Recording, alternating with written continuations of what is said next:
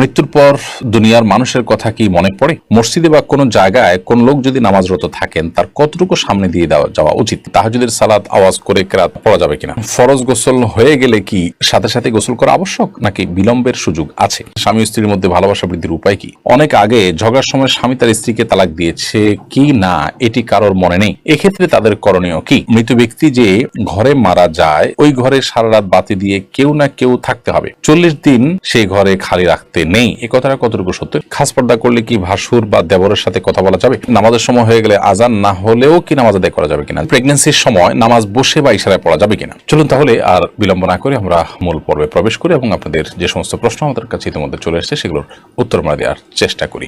আদি বিআইডি থেকে আপনি লিখেছেন নামাজের সময় হয়ে গেলে আজান না হলেও কি নামাজ আদায় করা যাবে কিনা? যাবে। আজান না হলেও ওয়াক্ত যদি হয়ে যায় তাহলে আপনি নামাজ পড়তে পারেন। মমিতা জাহান লিখেছেন মৃত ব্যক্তি যে ঘরে মারা যায় ওই ঘরে সারা রাত বাতি দিয়ে কেউ না কেউ থাকতে হবে, 40 দিন সেই ঘরে খালি রাখতে নেই, এ কথাটা কতটুকু সত্য? এটা সম্পূর্ণ ভুল কথা এবং এ জাতীয় অনেক বিষয় হিন্দুদের অনেক ধর্ম বিশ্বাস থেকে আমাদের মধ্যে এসেছে, সে বিষয়ে আমাদেরকে সতর্ক থাকতে হবে। জাকিয়া সুলতানা সৌরভ আপনার প্রশ্ন উত্তর আমরা দিচ্ছি। আপনি লিখেছেন খাস পর্দা করলে কি ভাসুর বা দেবরের সাথে কথা বলা যাবে? প্রয়োজনীয় কথা যেটা না বললে নয়, খুব জরুরি কথা যদি থাকে তাহলে সেক্ষেত্রে পর্দার আড়াল থেকে আপনি বলতে পারেন, ভাষার ভিতরে বিশেষ কোনো কোমলতা, আপনার কথার ভিতরে বিশেষ কোনো কোমলতা সৃষ্টি করা ছাড়া। কিন্তু যদি একান্ত প্রয়োজনীয় কথা না হয় তাহলে সেক্ষেত্রে অপ্রয়োজনীয় কথা অবশ্যই অ্যাভয়েড করতে হবে এবং সেটাও পর্দার অংশ। দিনের পথে আসেন আইডি থেকে আপনি লিখেছেন স্বামী স্ত্রীর মধ্যে ভালোবাসা বৃদ্ধির উপায় কি? স্বামী স্ত্রীর মধ্যে ভালোবাসা বৃদ্ধি করার জন্য অন্য সব মানুষের সাথে ভালোবাসা বৃদ্ধির ক্ষেত্রে যেরকম সালামের ভূমিকা রয়েছে সেই সালামটা আদান প্রদান করতে হবে। নবী করিম সাল্লাল্লাহু আলাইহি ওয়াসাল্লাম বলেছেন যে তোমরা যখন পরস্পরের মধ্যে সালামের আদান প্রদান করবে তখন তোমাদের মধ্যে ভালোবাসা বৃদ্ধি পাবে। সেই সাথে তিনি হাদিয়া প্রদান করার কথা বলেছেন, উপহার আদান প্রদান করা। অনেক সময় স্বামীরা স্ত্রীদেরকে সুযোগ দেন, স্ত্রীর স্বামীকে সারপ্রাইজ দেওয়া, স্বামীকে বিভিন্ন ক্ষেত্রে খুশি হওয়ার মতো কোনো কিছু পেশ করা তার জন্য। তো এরকম বিভিন্নভাবে উপহারের আদান প্রদান এটাও পারস্পরিক ভালোবাসা সৃষ্টির ক্ষেত্রে বিশেষ ভূমিকা রাখে। আলিফানুর লিখেছেন প্রেগন্যান্সির সময় নামাজ বসে বা ইশারায় পড়া যাবে কিনা? প্রেগন্যান্সি হলেই নামাজ বসে পড়া যাবে বা ইশারায় পড়া যাবে ব্যাপারটা এরকম নয়। তবে প্রেগন্যান্সির সময় অনেক মা বোনরা এত বেশি অসুস্থ হয়ে পড়েন যে তাদেরকে বিছানায় শুয়ে পড়তে হয়, অথবা অনেকে আছেন যে শেষের দিকে এসে দাঁড়িয়ে নামাজ পড়াটা তাদের জন্য কঠিন হয়, শরীর ভার হয়ে যায়, তাদের শারীরিক দুর্বলতার কারণে বা স্থূলতার কারণে নানা কারণে তারা দাঁড়িয়ে নামাজ পড়লে রুকু সিজদা করে স্বাভাবিকভাবে নামাজ পড়তে গেলে পড়ে যাওয়ার আশঙ্কা থাকে।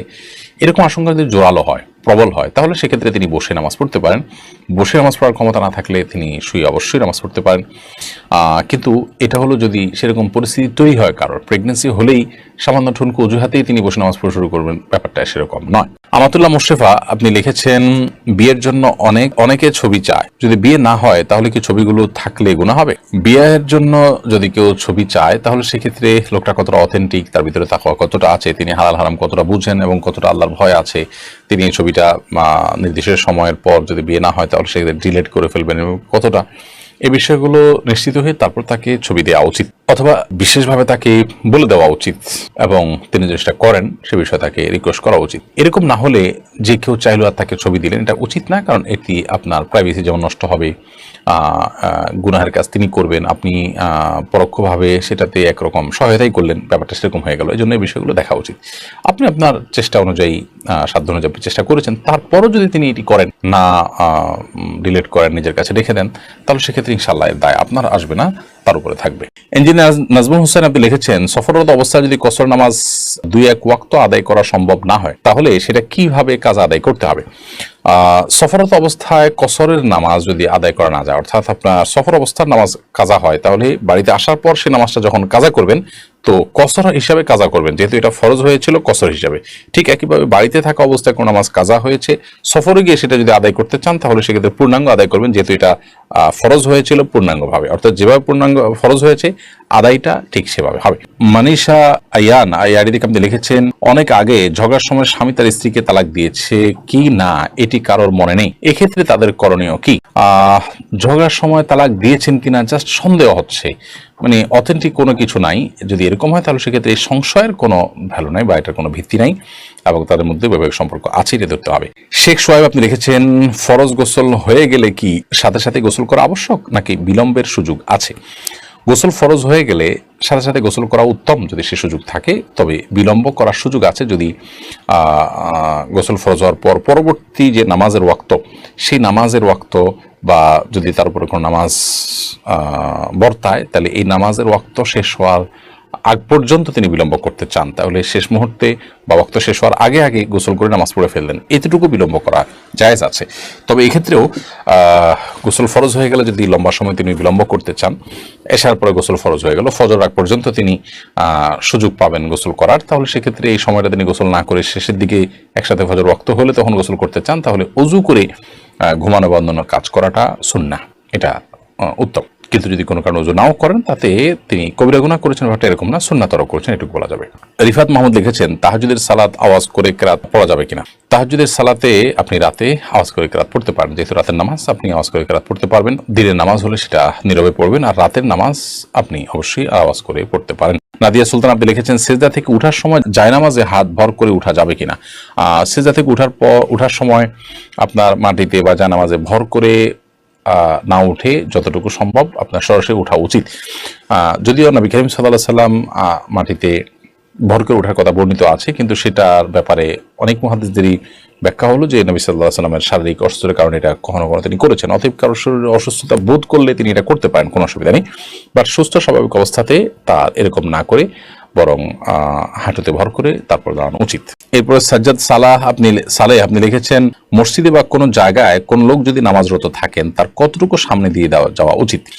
মসজিদ বা কোনো জায়গায় যদি কোনো লোক নামাজরত থাকেন, নামাজ অবস্থায় থাকেন, তাহলে সেক্ষেত্রে তার 2 কাতার 3 কাতার সামনে দিয়ে, 3 কাতারের পর থেকে তো যেতেই পারবেন, অনেক উলামার মতে 1 কাতার পর, তার সিজদার জায়গার পর থেকে আপনি যেতে পারেন, কারণ তার সিজদার জায়গার এরিয়ার মধ্যে গেলে তার নামাজের মনোযোগটাকে নষ্ট করবে, কিন্তু এর বাইরে দিয়ে গেলে তার মনোযোগ নষ্ট করার কথা নয়।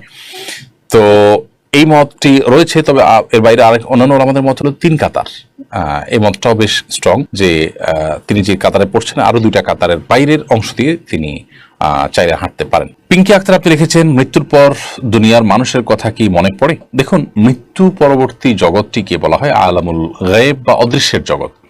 সেই জগতে আমাদের অবস্থা কেমন হয়, কিরকম হবে, সে বিষয়ে কোরআন এবং হাদিসের বর্ণনার বাইরে আমরা ধারণা করে কিছুই বলতে পারি না।